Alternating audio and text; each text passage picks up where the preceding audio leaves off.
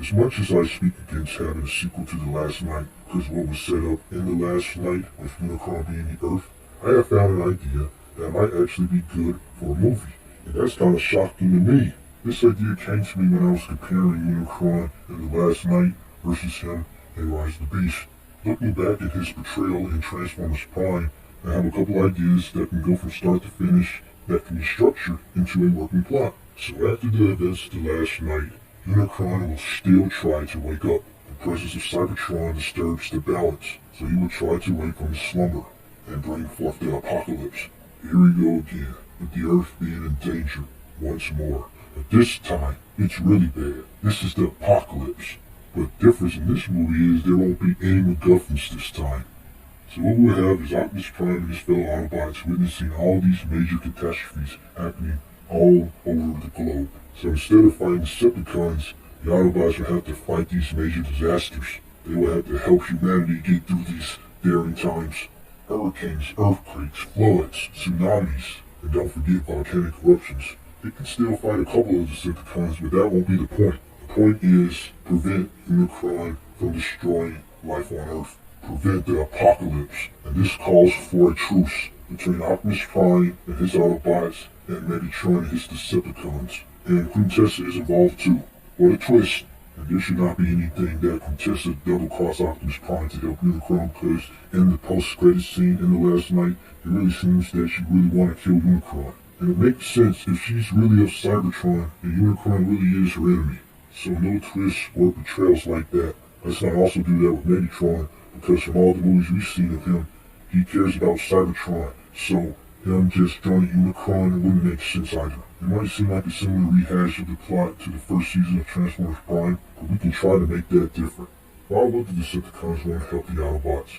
In fact, it would be Optimus Prime proposing Megatron for a truce. And you have a pretty good reason for it too. And that reason is, if Unicron transforms, it will be a massive threat to a wounded and defenseless Cybertron, and no Transformer will be able to stop him. So that will be a good point for Megatron to help Optimus.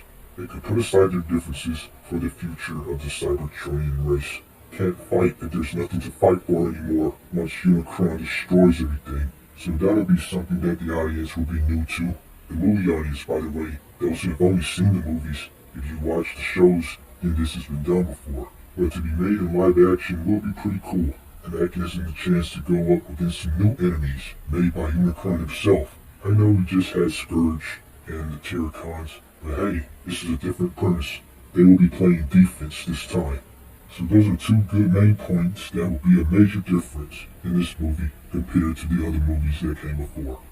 The Autobots fighting natural disasters to fight the apocalypse, and the Autobots and Decepticons coming together to prevent Unicron's emergence. And here's another cool concept. Use all of the MacGuffins that we had in the previous movies and let it all come together for this. It will wrap and connect everything up, and they will serve a greater purpose than when they were introduced in their initial movies. Find a way to use the seed, maybe as a bomb, tweak the space bridge technology, anything that was salvaged from Dark of the Moon. Utilize the staff, let there be a little bit of tension by giving it back to Quintessa, and let her be the guide into stopping Unicron. Because that was alluded in the post-credit scene of The Last Night, right? Maybe you could add another twist that the creators that created Optimus Prime and the other Transformers also created Unicron as an experiment, but maybe I'm just pushing it. It could work as a twist, but it just might be kind of ridiculous. Maybe he was a creation that just went horribly wrong. That will basically be the same origin back in Generation 1 with Primacron creating Unicron. It might irritate people, it might be fun, it might be interesting. It might explain that throwaway line in The Last Night. You want to know why they keep coming here, even though it doesn't really make sense when you think about it in The Last Night. But once you put it in the context in this movie, it might finally make sense. With all the war between the Autobots and the Decepticons on this Earth, lockdown, Quintessa, just to finally connect it all and make more sense of it, wrapping it all together. Instead of having these major plot holes, but this still should not be connected to Bumblebee or Rise of the Beast though. Leave those two movies out of this. They're gems when compared to this crud of a timeline.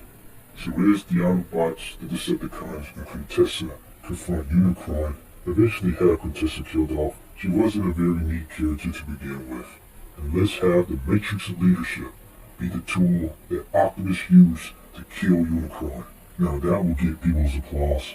Have some deep-headedly ethereal orchestra playing and make it epic, and that will be a good climax. But let's not end it right there. With the Earth safe and Cybertron to be repopulated, let's have one more battle on who will be the leader of the Transformers. Between Optimus Prime and Megatron, they have came a long way. Now it is time to settle it. They bring forth their arguments.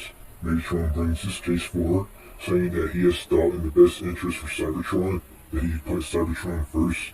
He brought up that Optimus Prime thought in the interest of Earth instead of Cybertron, with how he allowed their planet to be destroyed in the events of the Battle of Chicago, ultimately bringing up that he's not really a patriot for Cybertron, not caring about his well-being, putting other life forms before their own kind.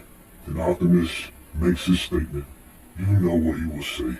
Both made good arguments, but now it's time to put the test to the metal.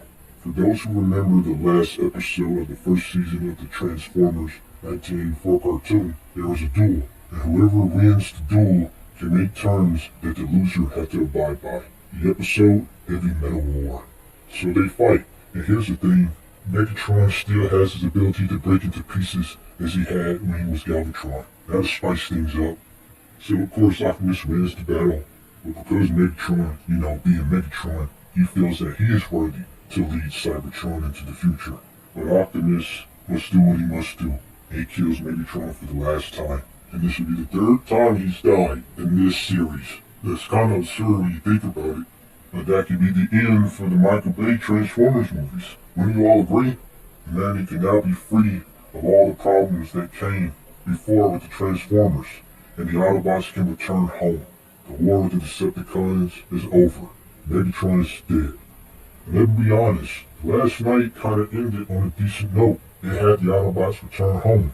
If it wasn't for the cliffhanger, I would say that would be a pretty good ending for this line of movies. But it wasn't a period. It was a comma. And some people wanted a sequel. I personally feel like it wasn't going to work out, because the audience wasn't going to see Unicron and his foolish. So I'm glad we're going off the direction that Bumblebee and Rise of the Beast is going. We now have a chance of seeing that. And let me be honest, from the reputation of how these movies carry concepts and decisions, I believe this could never really happen, because these studios don't really seem to care. They will work with what is dumb and cheap. And I'm not trying to toot my own horn, but this has a lot of complex detail. Now, how The Last Light worked with its relation to Age of Extinction, do you really think that there would be any dedication? No. You would just have even more convoluted additions that we don't need. All it would be is a list of, hey, wouldn't this be cool? And it would just be a mess, like the plan for 14 movies of this franchise. If The Last Light couldn't dedicate itself to Age of Extinction, what makes you think 14 more movies would have done? They will be just loosely connected and involving more human characters that we just don't care about. But those are my thoughts. You have any thoughts of your own? Do you like it?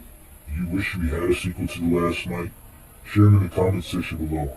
This is Lights 1 to 6 saying to all of one.